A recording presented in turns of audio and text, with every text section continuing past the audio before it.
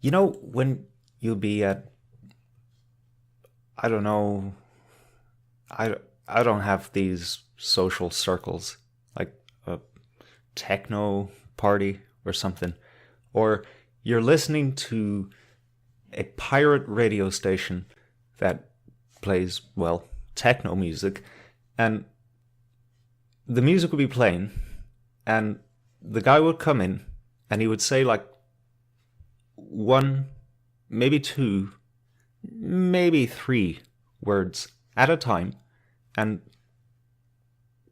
the sound would dip. The audio track, the music track would dip, and then come back in when he's finished speaking. Yeah. Last week, this broadcaster did that. Now it doesn't. Will it please make up its fucking mind? Because I would really like things to work out the way they're supposed to. Just today, please. I told the regular listeners that this isn't going to be the anti-broadcast of 2015 up until now. It's going to be more like the anti-broadcast 2012, where I didn't really know what I was doing because it was my first few months really doing a show consistently. And I was smoking weed at the time as well. So you could imagine just how completely ridiculous these shows were. I'm not going to get into that. No.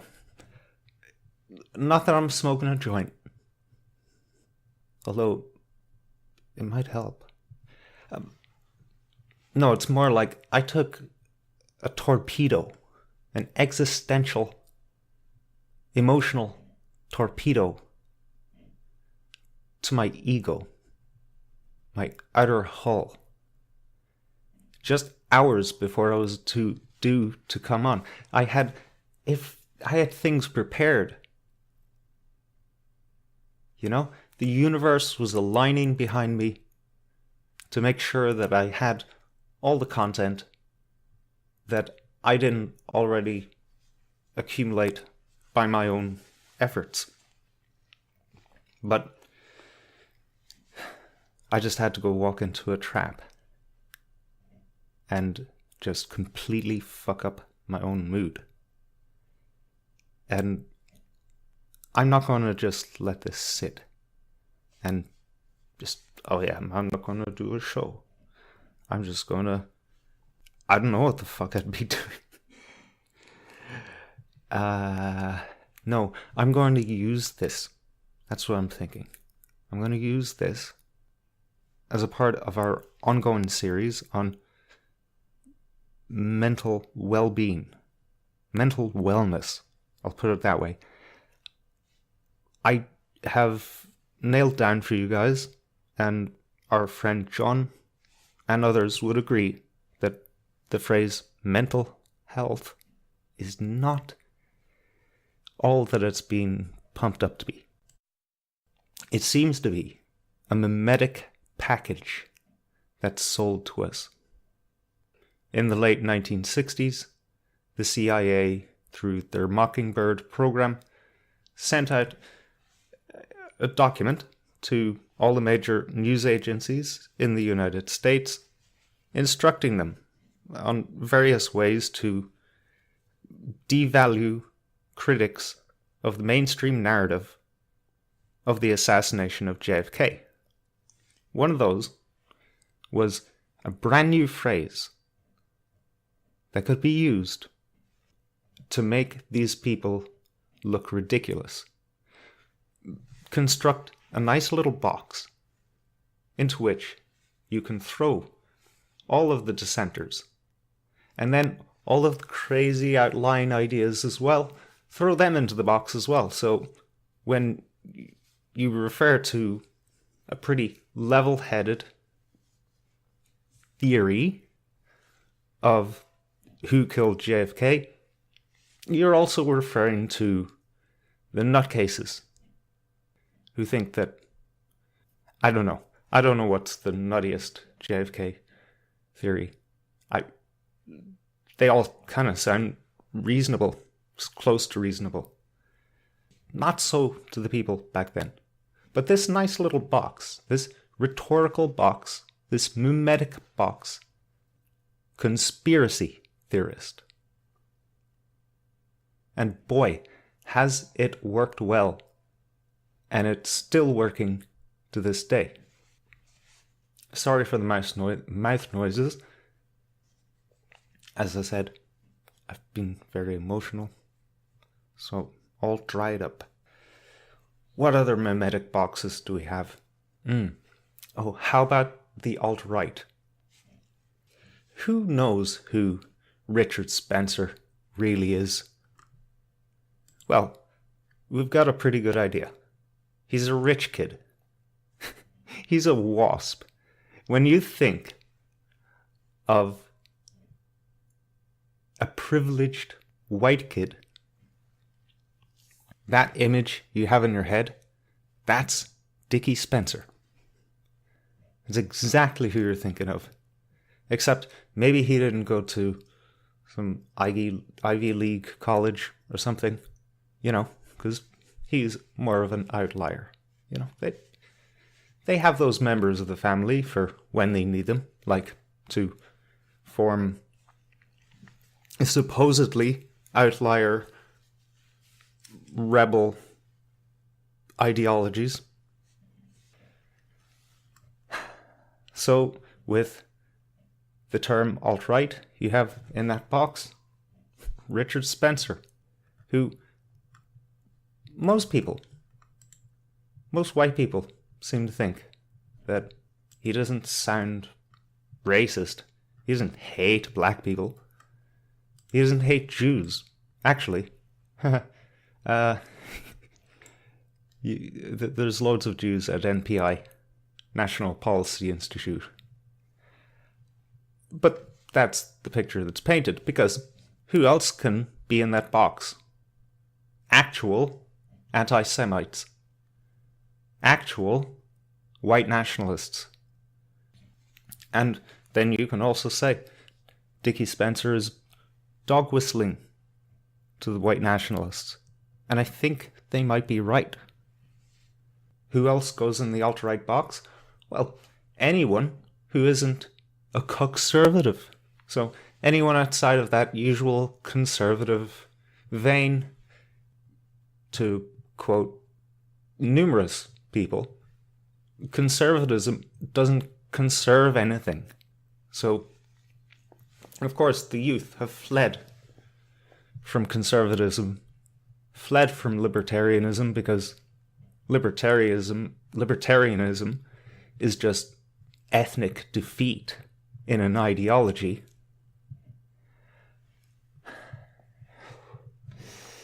Sorry, breathe through the nose. I'm hunched over. This is the problem. So, you have this little box that you can just trail out every now and then. Oh, that's alt-right. There's this movie, Fahrenheit 451, based off of a 1950s book by Ray Bradbury, which sadly this 2018 movie just slaughters the premise of, but it's still a damn good movie.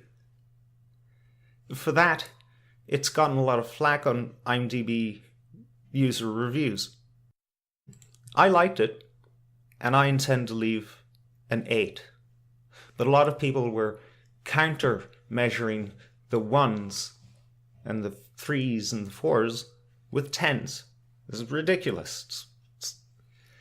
That's a digression. But what I found precious was this user review, and you can find it for this movie on IMDb. I'm not lying, unless when I reported it as not relevant, maybe IMDb took it down. I could be proven to be a liar. But just go take a look. It basically said all of these alt-right neo-Nazis downvoting this movie when it's great. And there are many other ways that the term alt-right has been used in completely ridiculous ways that just brand null and void any ideas. Right of Stalin, basically, right of Corbyn, as nigger-hating anti-Semitism. I say that ironically, by the way. Don't jump down my throat. Come on, let's have a sense of humor about us. So, what other mimetic boxes do we have? Maybe someone out there in the chat can help. Help. I'm a drowning man. Where am I going with this? But there's these memes that get thrown out all the time. And it's so much easier with the internet. I have an addiction, folks. I have a terrible addiction to Facebook. It's horrendous. An unhealthy amount of my time is spent on Facebook. It's not that I sit down at the computer and say, I'm going to look at Facebook for hours on end because I just love being on Facebook. It's more like being on crack for 5 years. You don't love crack. You don't sit down planning to do crack all day with the little tiny bit of welfare money that you get. No, that's just your fucking addiction. And this is me. Oh, whip out the phone, waiting for a bus stop. When at a bus stop, have any kind of little gap in my life. Am I running a business? Am I educating myself? Am I strengthening social bonds with other people? No. I'm looking at fucking memes and fear porn about how Europe is just circling the drain and we're just going to explode into civil war at any minute. But it has blessed me with a little bit of insight. At least for tonight's show, I can provide you with just one little piece of insight. If anyone is aware of the moth meme. Okay, I don't even think it was a meme. I think it was just a picture of a moth at a window. It looks zoomed up adorable. Like you just want to cuddle it, you know? Ah, cute moth. But you know, if it flew into your face, you'd probably fucking kill it. And maybe I remember seeing one derivative of that, you know, put the moth in a funny situation. Ha ha ha. But for some reason, Facebook today has been full of these moth memes. Where did they come from? Who planted this mimetic virus that has just taken over Facebook in the matter of 12 hours? And I can time it perfectly because, yeah, I check Facebook quite a fucking lot. And by the way, I haven't been asleep for the last 52 hours. So yeah, I've been basically on and off monitoring Facebook. But only in the last 12 hours does this meme pop up. After I clocked what might actually be going on here, I stopped sharing them and liking them because I thought, what if this is one of those social experiments that Facebook is running? You know how they show people negative news and see if that makes them share negative news on their own feeds? Documented, by the way. that actually happened. And basically, Facebook is this gigantic fucking data mine of how the human mind works. And we're not privy to it. So could that be one? Or could it be like one of those 4chan things that came about? Like how 4chan decided to take the piss out of feminists by suggesting that they just free flow through their panties, through their jeans, through their skirts. Just let it flow. Not urine, but the other fluid. As a sign of fighting the patriarchy.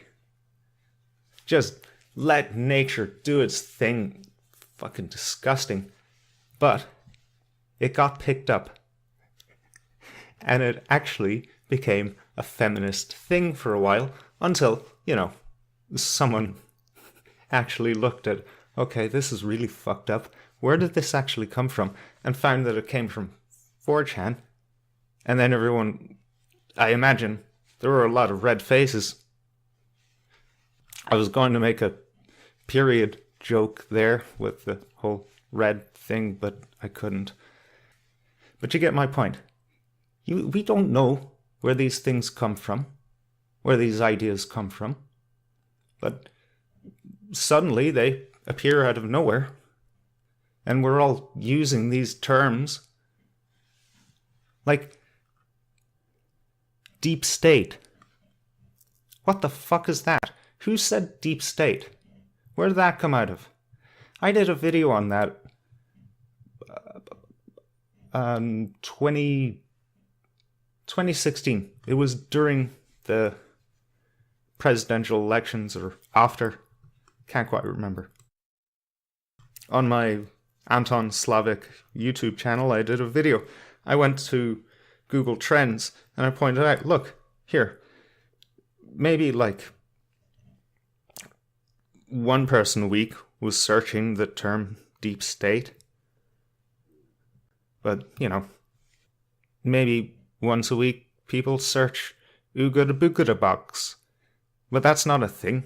But they search it because, whatever. Just type random shit in. That's what... I think that accounts for that.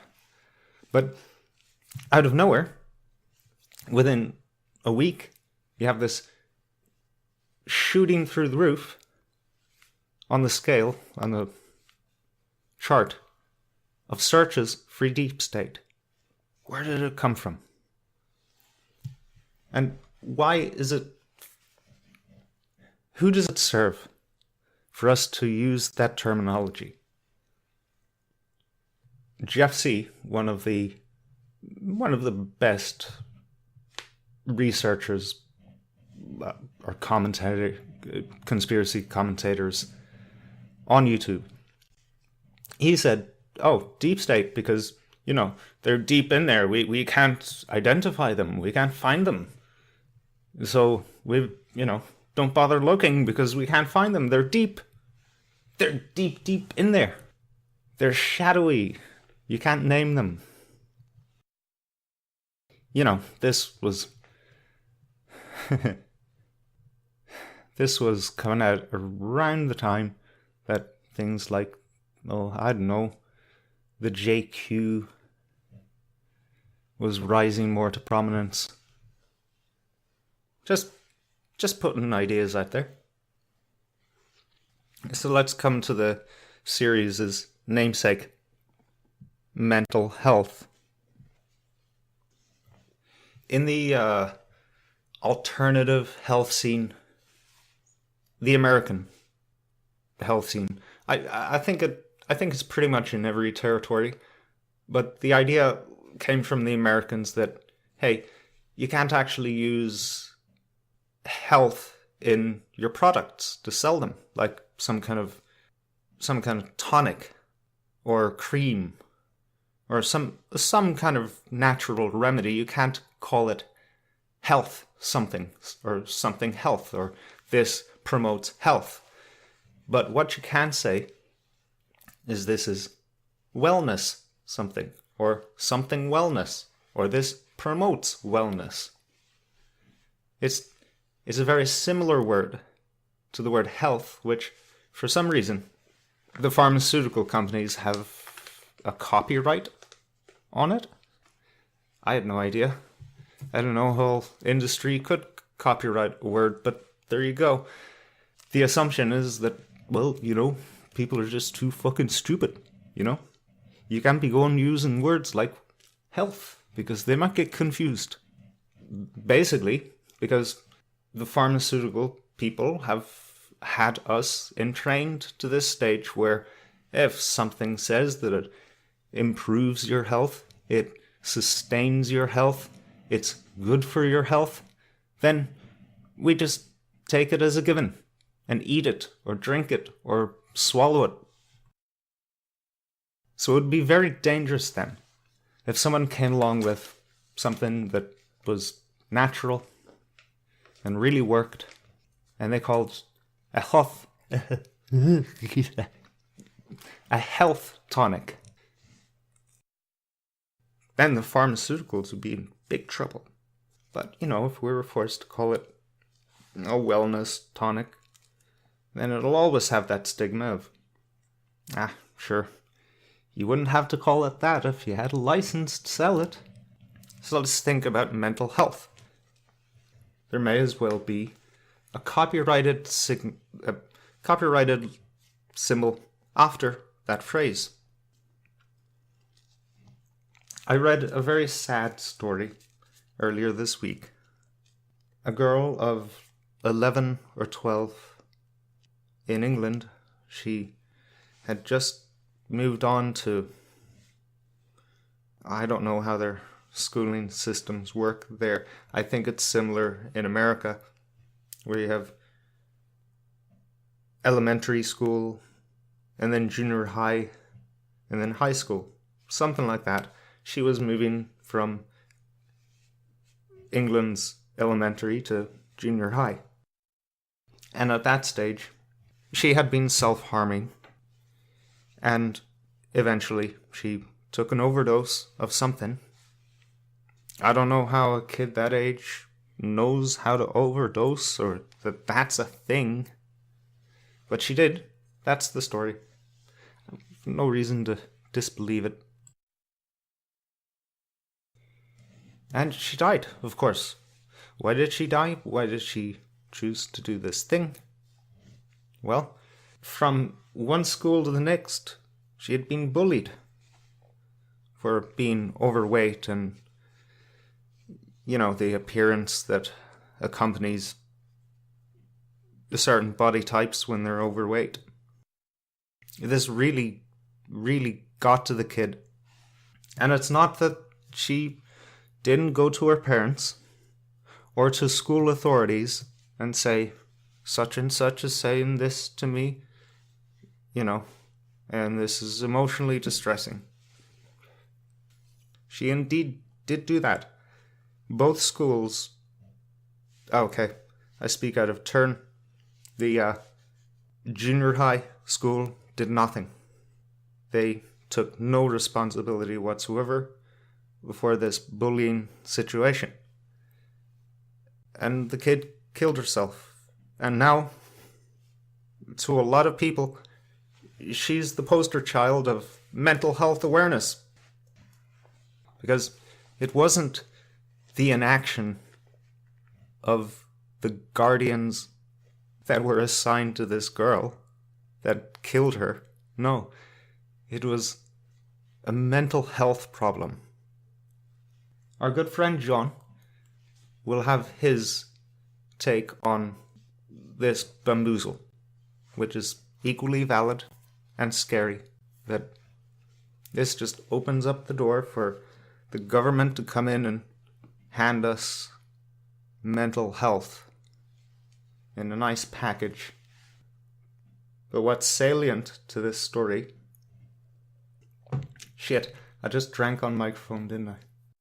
What's salient to this story for me is that it's now the problem of the person who's suffering, and not the problem of the family, of the peer group, of the society.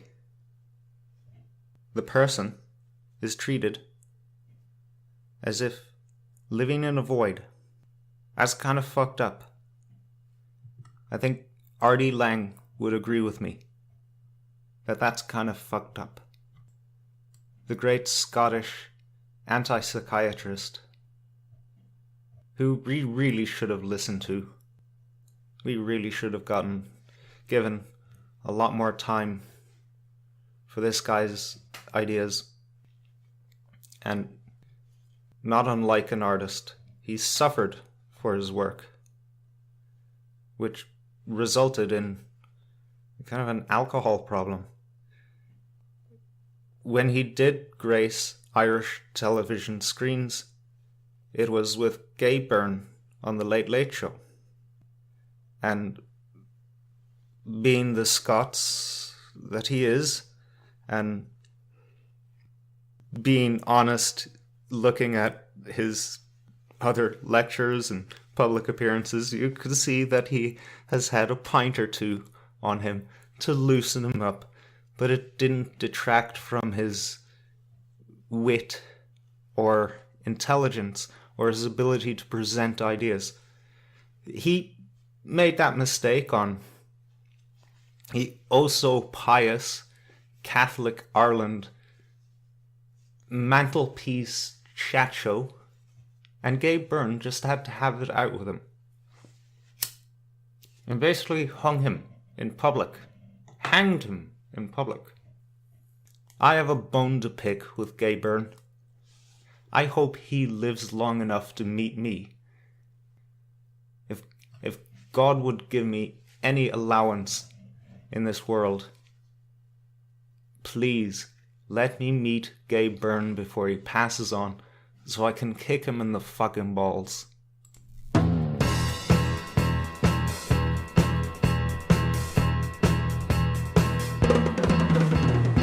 once were lean, but now you're fat, and you've achieved your trivial success.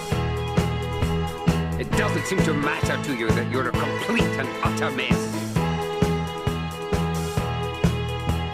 Don't think that no one's seen the games you play, your victories or triumphs of defeat. There's some can smell the rank decay within your rotten soul, you vicious cheat. There with the grace of God you go, more cruel than I can even dare to formulate a wish to be. You stand up proud and well, a tear for other tears to emulate. I do not like to think that your facade could be an image of myself gone bad. Clamoring in vain, bashing a wall, festering turmoil, hammering fuck all.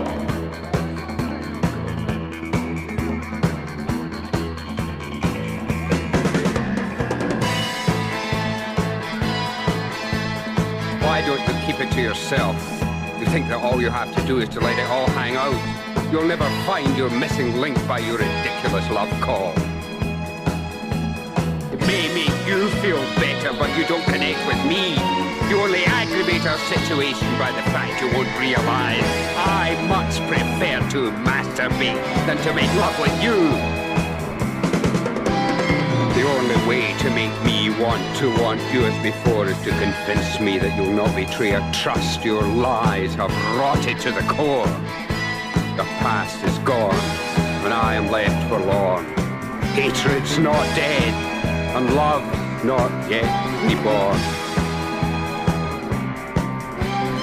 She's my woman, I'm her man. I'm her eggs and bacon, she's my frying pan. I'm her lord, she's all I've got, like water that drowning man.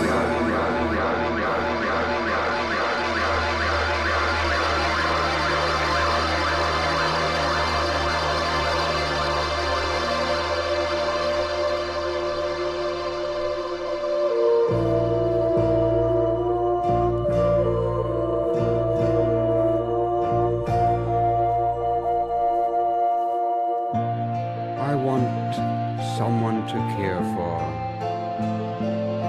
someone near, someone dear,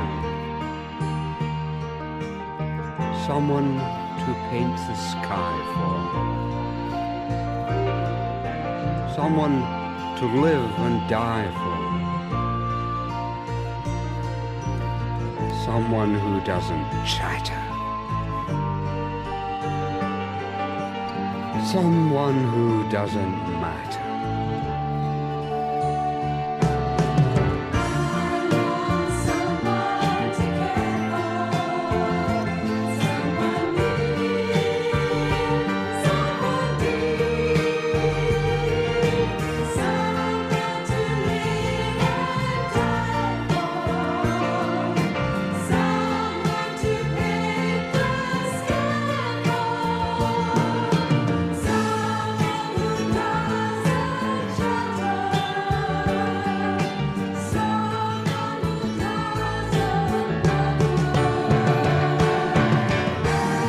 Could really be free if that someone were me. Excuse the kind of hippie-ish kind of ending to that. This is poetry from R.D. Laing, put down in the 1970s with a band that he knew. It's very 1970s poetry as well. If that someone were me. Right. I promise I will balance this with some death metal very soon. I'm thinking Creator, Under a Total Blackened Sky. Fuck yeah. I mean, like, when I've had enough shit from this fucking society, or anyone, really, I just stick that tune on and I just release.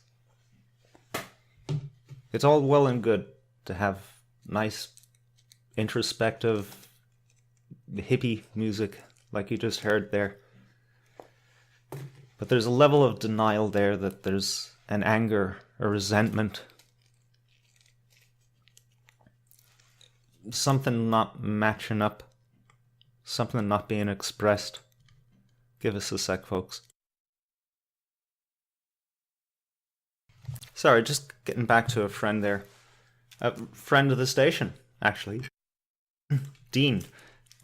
He's currently on, I was going to say vacation. He's on a holiday with his missus to Portugal. A very romantic destination, depending on your interests. Sun and drugs. Perfect place for those things. But yeah, there's a disconnect with... Oh my god, he doesn't know what the abbreviation BBS means. Be back soon. Who doesn't know what BBS means? You know, I was thinking this the past while now, maybe the last few weeks, that, wow, maybe I'm getting old. Like, I'm seeing a sharp decline of use of LOL, and particularly LMAO, and definitely LMFAO online. It's just a sharp decrease in exchange for hieroglyphs, or as they're known today, emojis. Is it? Is that what the kids are saying now?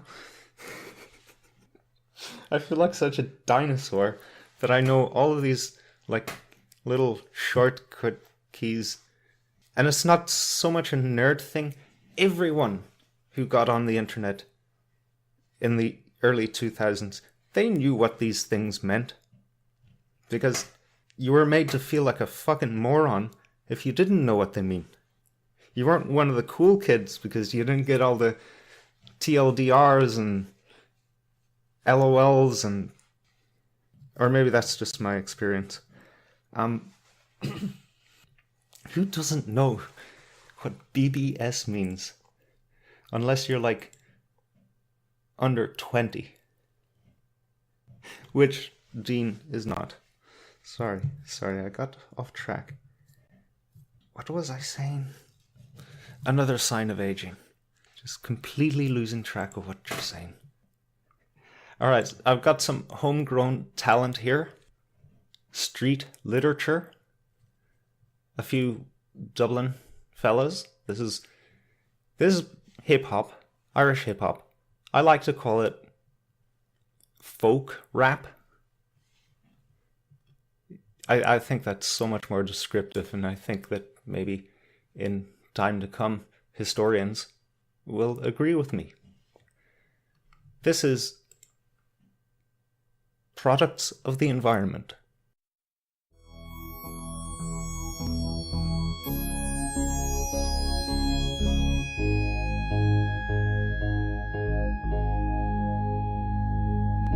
If you grow up in Dublin, there in a working class situation, the only way you're going to get out of the world is three things really. You're either going to be a professional boxer, professional football player, or you get into music. Never forget where we're coming from, it's only common sense. We're products of the environment which we represent. You have to keep it real for this world to acknowledge you. And Dublin is the place that we're paying homage to. It's the place of high rises where hordes are disguises and crime hypnotizes. Young teens still are blinded. Me friends passed on and me life was decided. Watched others' mistakes and it helped me avoid them. Growing up in a 3-bedroom house in an estate broke a lot of spirits, but it helped me shape who I am. Cause of what I was, for what seemed a lost cause. Never give up when me back's against the wall. Survival of the strong-minded when times grinded me down. Music was the voice that helped turn it around. Lads that seemed sound ended up on the brown, glared into their eyes but there's no soul to be found. Where kids with both parents and the odd ones out. A lot are raised by their mas in their corpo house. It's not thought about, we accept what we're living through. Ballymun is the place that I'm paying homage to. I started striving with this hip-hop as a kid. Back when we used to be drinking cans down at the Shanty Bridge. While you seen it, I was just writing about what went on where I lived. All the local residents was disliked by all of the pigs. And I could see boy, cause we were being influenced by crime. Going around with flathead screw drivers and fleecing car signs. Watching the broadcast and at the Hollywood stretch. Have someone stand up on the muck hills just to be keeping sketch. Me and me mates were discussing who'll be flashing the cars. Best to be giving it death and then burn it out when it's wrecked. Your fellas running wood, not even caring about our future. Ending up in prison, strung out as another drug abuser. Criminal empires of people wanting to be ruler.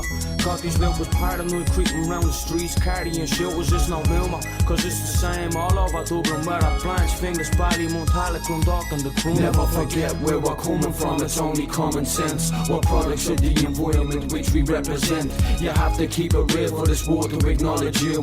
And Dublin is the place that we're paying homage to. I'm not just repping it for me lads, I couldn't give a rat's arse. Believe that just retards. I'm in the streets of working class where the situation's drastic. It's fucking mad shit. The young fellas are running around with guns as if they were made of plastic. It's mad, isn't it? I didn't think I'd see half of them lasting. Rubber and sniffed out, but the paro has them blasting each other into an early casket. I've seen it all before. The prospect of making money quick will lead to street wars. And half of them don't live long enough for exams, cause the only mathematics they know is measuring grams. Get the picture, by any means necessary to accumulate the figures. The boys study the Bible as street literature, constantly looking over your shoulder. They're trying to get at you. If it's not the fucking law, it's the next thug looking to settle it. There's nothing there for the kids living in council settlements. They say there's work to be done, but I've yet to see the evidence. I'm from the place where the dicks keep harassing, the pricks keep on asking how this place is lasting. When fellas keep on blasting till bodies hit the caskets, running up with mass, hitting everything that passes. The enemies that laughing, the families that departing. The war's only starting to see who's the hardest. Regarding the heartless, the bloodthirst is parching. The empty plate is starving, not knowing who we're timing. Armed up like look sergeants. The swords start to carving when lights start to gargling. Blades fucking sparkling, the cars start to parking. Looking for the bargain, then looking for the target, so they can rip apart. And no begging for your pardon, just fucking start the marching. Get going on your toes, running around the block before the busting around the shots. Spoilers sucking around the cock, so be fucking around with much. Don't expect this shit to stop. Never forget where we're coming from, it's only common sense. We're products of the environment which we represent. You have to keep it real for this world to acknowledge you. And Dublin is the place that we're paying homage to. Never forget where we're coming from, it's only common sense. We're products of the environment which we represent. You have to keep it real for this world to acknowledge you. And Dublin is the place that we're paying homage to.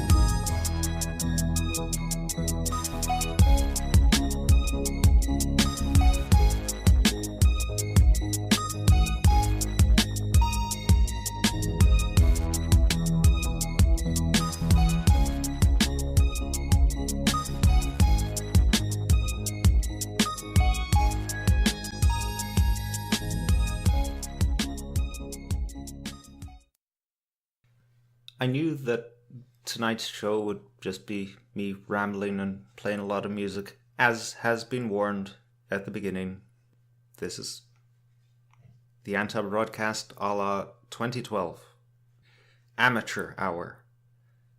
And looks like it will be roughly an hour of amateur radio.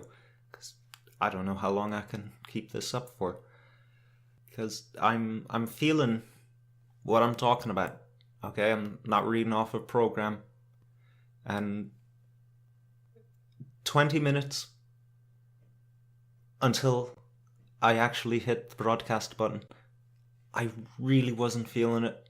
I was thinking, I should give it a go. I should give it a try, because if I don't arrive, then I won't be heard. And God forbid someone actually tunes in this week, they'll think, fuck, he didn't come. I'm not going to bother. I didn't want to put people in that position. What actually put me on the straight and narrow in terms of doing this show was John. Yeah, I was just talking about family issues. The responsibility of men in society, and the state of society, and the state of families in general. There's a very clear line of responsibility. It goes from the head of the household, usually a man, ideally. Not to put down women, but ideally, let's be honest. And then on to family. And then the family has responsibility for society. These are more of emanations from one's intellect and character and heart, rather than tasks one rote carries out. Either you're a man capable of holding a family together, or not, and either your family is capable of holding other families together, holding a society together, or not. There's a direct line of responsibility there, and when people drop the ball, someone still has to take responsibility. So I'm more of the R.D. Laing line of thinking. I just wish that R.D. Laing was more like me and John. Instead of being a hippie, a conservative, realized, hey, the family is broken and it destroys the individual. The, what we call, identified patient that is brought in to be examined and fixed by the psychiatrist. Well, that's just that, the identified patient. The family is the real patient.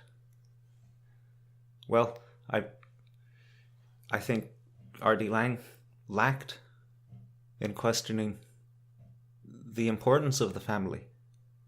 Not that he totally rejected it, but that wasn't really the crux of his work. It was merely trying to save the poor individuals, the poor victims of these families, getting the heat off of them, as it were.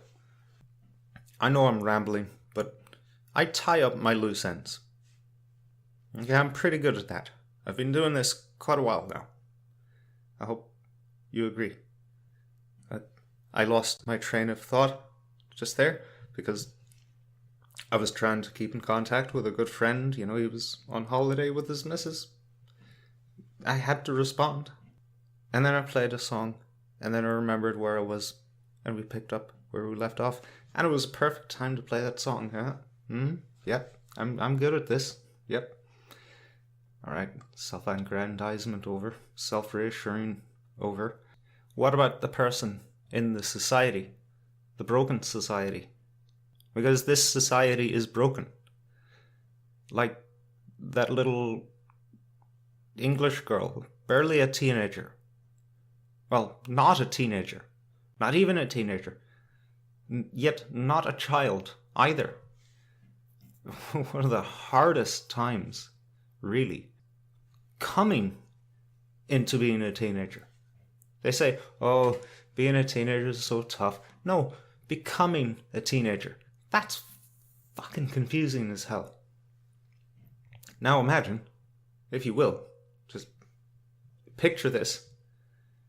Imagine becoming a teenager in 2018. What a headfuck. Because this is a broken society. If you don't want to think of society as broken for the last few thousand years, fine. But we're definitely fucked now. Nobody knows anything anymore. Nobody stands for anything. Nobody has any responsibility. Who are we to look up to? When presenting this to a friend, I was told, well, you know, maybe the girl was just so beaten up by her experience that she was so tenderized that, you know, she couldn't reach out. You know, she couldn't.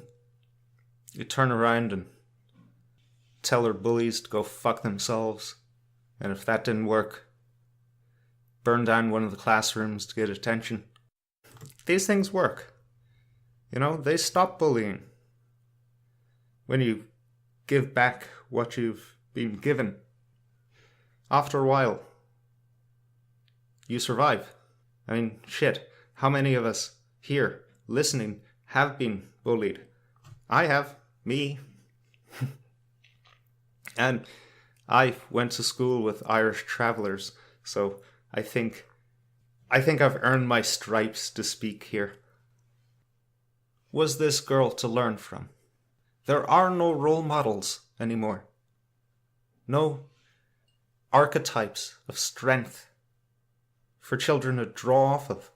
Like, yes, I am a girl, or I am a boy, because I just realized how weird that might have sounded to the other people in the house.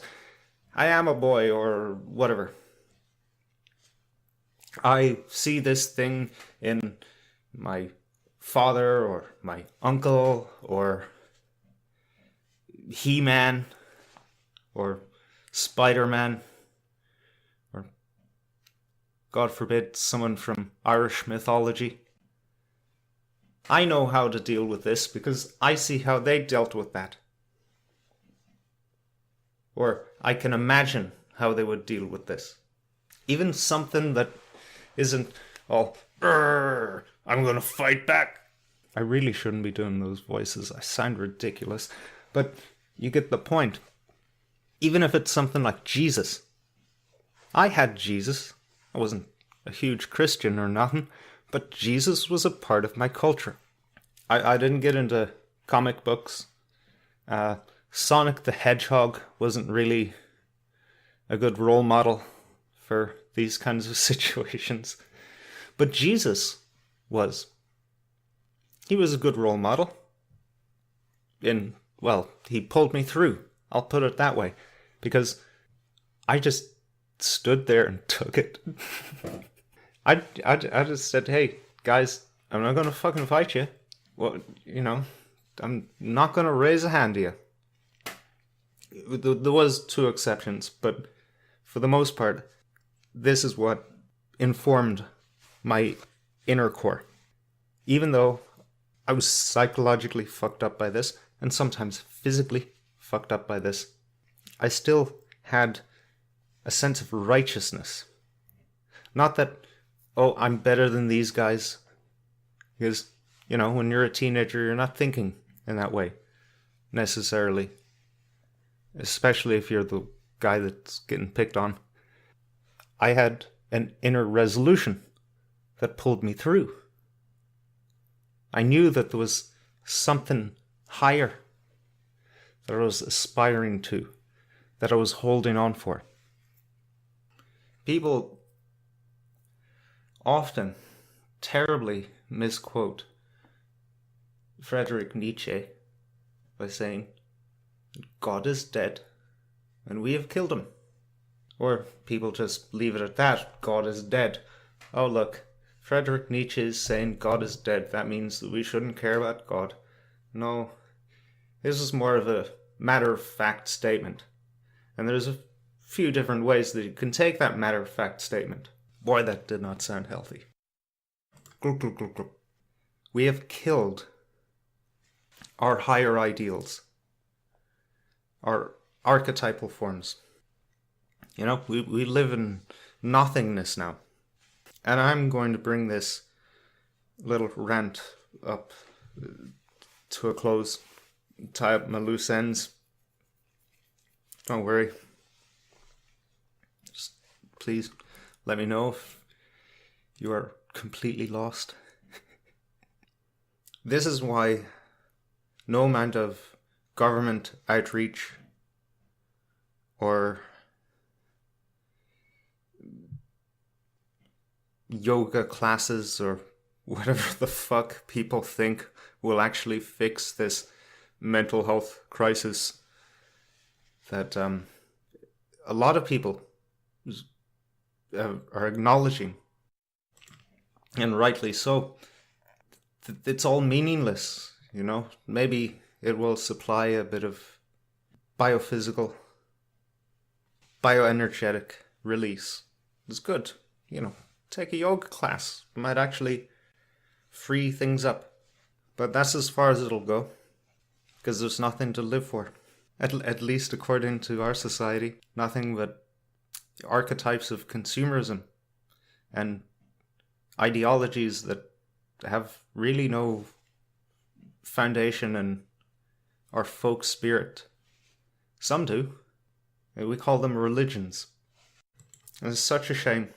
Yet, I'm glad to see people like Jordan B. Peterson out there actually bringing this back into vogue under the guise of just being practical. That we need these guidestones without which we're lost. I know that for me, if I was really the kind of person to truly struggle, the last thing I would want is some cunt coming up to me and trying to give me some kind of therapy. In general, I think we all kind of despise that kind of intervention. Why wouldn't someone who is literally on the edge of the bridge, holding themselves onto the rail from behind, why would they be suddenly amenable to being condescended to? That's time for lifting people up. A famous one that goes around on social media is one of those kind of click and paste this thing into your own timeline to show that you care about mental health awareness. It's basically an open invitation. My home is always open for a cup of tea or something stronger if you want. And, I'm here for you, kind of thing. It's nice in spirit. But what's that going to get me? Me, the guy who's suffering, or the girl who's suffering. is trying to find some human contact, they reach out and they find an automated toll booth speaking back at them. What's the point? You might as well just expedite the process and just say, go off and do what you like. That would probably prevent more untimely deaths. It's around about that time that I got a little vulnerable with you guys here and shared something. It's very strange. I went out to treat myself to one of these really nice sandwiches. It was a special, and it's on every day. It's the house special. I think that's what they would call it. It's a double-decker sandwich, basically, with like coleslaw and cheese and chicken and bacon. It's fucking amazing. Big slabs of tomato in there. I went to pay for my thing, and the girl who initially served me took my cash over the bar/counter. And both when she took the money from me and when she handed back my change, she very deliberately said, "My dear, there you go, my dear." And I walked away thinking nothing of it. Okay, that's just a really peculiar affectation that she has. That she particularly enunciated those two words. Like they kind of stuck out of the sentence like a sore thumb. Like maybe she felt a bit awkward. But awkward or not, or truly meaningful or not, it gave me pause. It made me think. Patrick, you say tomato, I say tomato. Ah, classic. But this gave me pause to think, right? This is probably, in recent memory, the most profound show of affection that I have received in recent memory. And I became so terribly fucking depressed. Just the thought of it, that, wow, have I gone this long? Have I really gone this long without that kind of profound connection? And that's a whole different world from, oh, come around to my house if you're feeling trouble, if you're struggling, know that I'm always here. Like this open-ended invitation. Like it's not directed at anyone in particular who you think might be struggling. No, you're just putting it out there as if someone who's struggling would say, oh yeah, I'm feeling like I'm the biggest inconvenience in the universe right now. So what I'm going to do is I'm going to go to one of my friends and inconvenience them further. Fuckwits. Do you think? So like contrast that with, I don't know what this woman had in her mind when she made that strange enunciation, but it touched me. It was just a tenderness. And I don't know whether y'all have this in other countries. I've never been to other countries, so I don't know. But I know that service staff are just naturally kind of friendly, I would say. At least to the opposite sex, they're friendly. And that gives a kind of nice feeling to the world, I would say. It lightens things. And what's this saying about these fucking suicide outreach programs? If that feels way less condescending than a concerned friend. We live in the world of fucking mirages, man. And I swear, I'm getting close to tying up all my loose ends here. Don't worry, guys. I'm on my way. I'll relieve you of your suffering. I have come to the conclusion that there are 3 people Three kinds of people in this world. And we're interchangeable. From moment to moment, day to day, week to week, month to month, year to year, decade to decade. We may change roles or never change roles. We may just be the same fucking arsehole and stay the same arsehole. I would be reluctant to kind of put them in a hierarchy. They just are. These are just three different types of people in the world. There are the people who are just the people in the majority. They seem to be doing kind of fine, really. They seem to just be getting along with mild forms of escape. And they build empires, and they vote for Fianna Fáil and Fine Gael, or in American context, the Democrats or the Republicans, year after fucking year after year after year, and then they complain about corruption. Those guys, you know, I'm not putting them down, you know, they're cool, you know, I don't want anything to do with them, but they're cool, you know, I won't begrudge them. And then the second type is the these guys are fetishized by the new age, the sensitives, the people who I would actually put myself in this category, just complete fucking wrecks, fucking marbled with mental difficulties and just to one degree or another unable to hold their shit together because they're just so open to what a fucking garbage dump this world truly is on every conceivable level. And then there are the third type, which I aspire to be. Aspire, being like strictly saying aspire, I doubt I'll ever get there.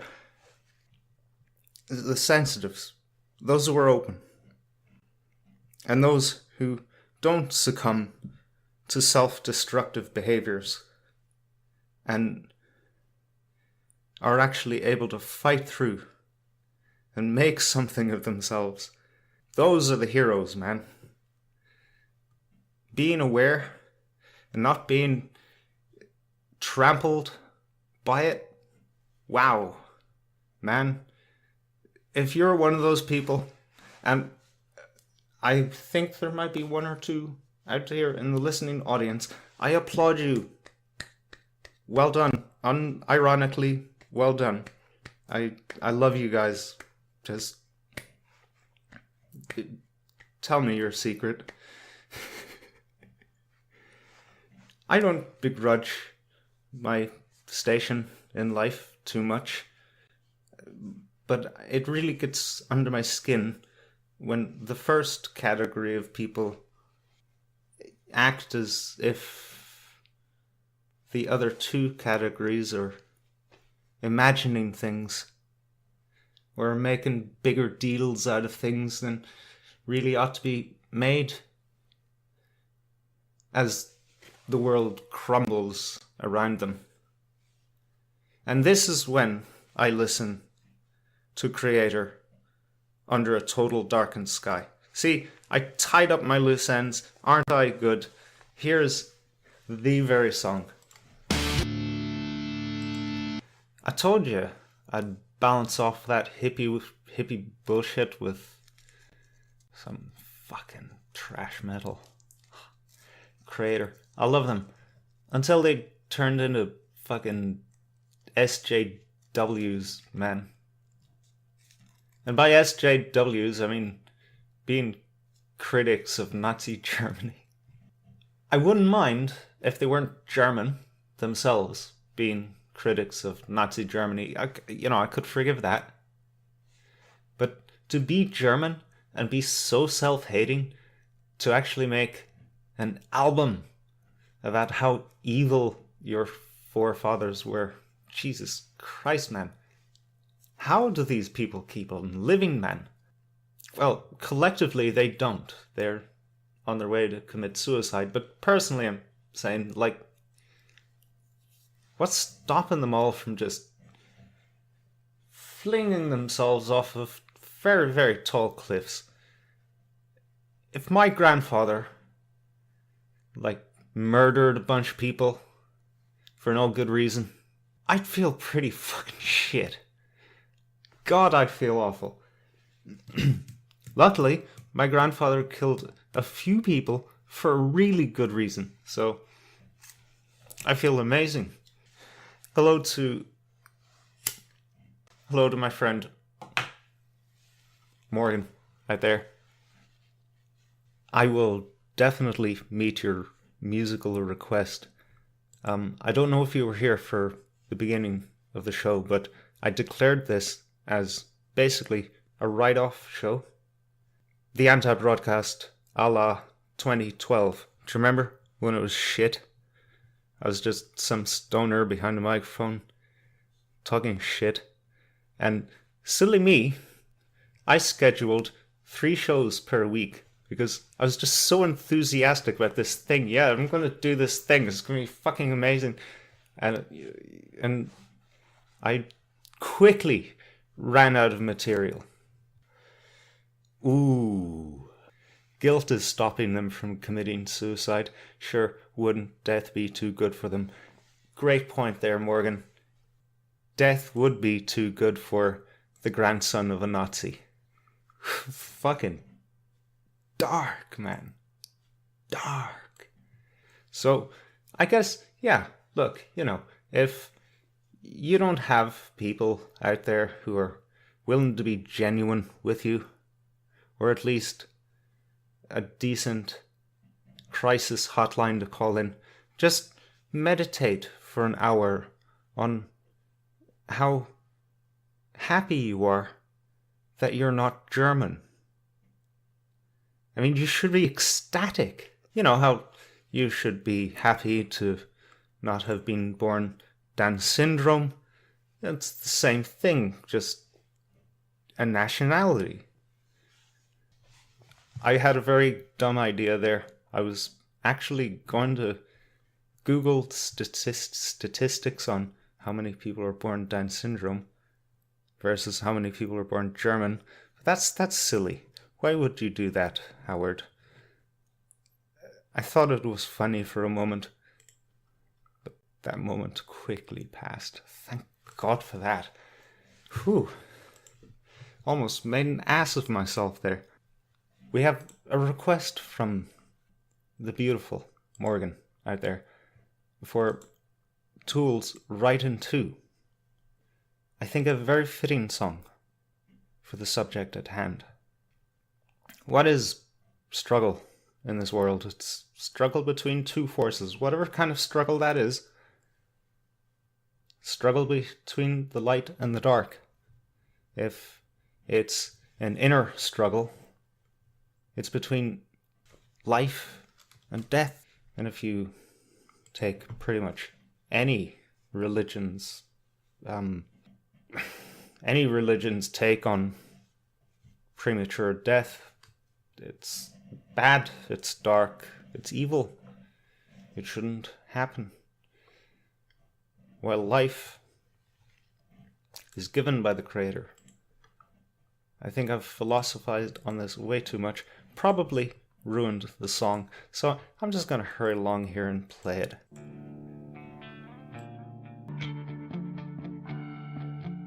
We're living on the cusp of an Aquarian age. We're living in a period of revelation, according to the Maya. People now need to get extremely serious about this because you've had a campaign in the dark to gnaw away and slice away and hack away at the roots of our own culture, our civilization. I'm not interested in racial divisions or racial culture. I'm interested in spiritual culture. The only civilization that mattered, the only civilization that ever matters, is the one of cultural human beings. People who are dedicated to progress, dedicated to spiritual development, dedicated to humanity. You know, Freud, Nietzsche, all the greatest commentators on civilization, that's what they were talking about. I don't see too many digressions in Freud's book, or even in Nietzsche for that matter, where he gets into the racial quandaries, because any man of that intelligence knows that every human being has the potential to be both a devil and a god. A man of Nietzsche's caliber, a man of Freud's caliber, wouldn't waste 5 seconds, right, on the question of whether one race is more superior than another. Yeah. This is the slop. This is the pig food that they throw out for those who have not the intelligence, you see, to understand what really gave a man levels of distinction. So life happens to be an act of deconstruction. True evolution, true discovery is you unraveling yourself like a kind of a Houdini from the webs of lies that have been put around you in your mind. When a man climbs a mountain, a very strange thing happens. As he climbs, it gets harder. Now, say you've never climbed a mountain before and you don't know anything about it. As you start climbing this mountain, and given that you have a pack on your back, which is called life, as you start to climb, you start to discover it's getting harder and harder as the further you go up. It's getting harder, steeper, so it's all harder on your body. And it's also the air is getting thinner, so it's even hard on your lungs. So it gets more difficult. Plus it's getting colder, and it might even be getting darker. And it's getting lonelier. So as you climb and climb and climb, but one thing the gods are showing you. Your vision of the landscape is getting broader. Even though the task is harder, your vision of the panoply that's laid out in front of you, ergo the landscape, the view is much better the higher you go. So something, now remember there's 2 types of people. There's people who focus on this as a bugger, I'm out of here, and they go back. And when you're down at the bottom of the mountain, you walk on flat ground and it's very relaxing and easy, but how much vision do you have of the world in which you live? You can't see past the next house. Then you get the other character who realizes this is agony. But wow, look at the view. I gotta continue because I'm seeing more and I'm going higher up and higher up and higher up. Until you get to the peak. And at that point you have ecstasy. Because at a peak, what happens? You see the road down ahead, or the road on the other side of the mountain, and you also see the past. It is imperative to have that vista that I talk about the mountain climber. If you're happy down in the valley walking on a horizontal plane, well, shit, past doesn't matter, future don't matter, there you are. But if you're a person who's vertical, if you're climbing the mountain, if you are seeking the truth in whatever way, truth of yourself ultimately, because you are the area. Every person is potentially that area. That person halfway up the mountain gets involved in all these, disputes about whether the black should get it, or the white should get it, or the Chinese should get it, or the pygmy should get it, or the guy who's 6 foot tall should get it, or we have all of these debates and matriculations. Every human being is worthy of that knowledge to receive it, if in fact they can arrive at that place. But when you climb up the mountain and you start to see this panoply, I believe that you have an immediate passion to do something about it. Well, you're climbing the mountain, you're getting a larger and larger perspective, but it is hard, and they'll complain, man, it's lonely, it's hard, I'm bruised knees, But see, those are people who are exhilarated by the fact that they're seeing a greater and greater landscape, and that is exhilarating. Just in the same way as you're climbing a physical mountain, you don't go back because there's no going back. And when you finally get to the top, you see you have a vision of all of it. Your territory is pretty small what you're standing on, but look at what you see. You have a rare and unique vision of the whole of life and the whole of the meaning of life. And the most important thing is when you arrive at the peak is you have not asked somebody else to bring you the mountain. But see, for psychological and spiritual reasons, there's no 2 people on that path. There's no room for the guru. You are the pharaoh, you are the priest, you are the sorcerer, you are the magician, you are the shaman, you are the teacher. You're the one who has to walk that path. I'm not a person who is an academic. I am not a person who is, writing books on dry history. I'm writing manuals for war.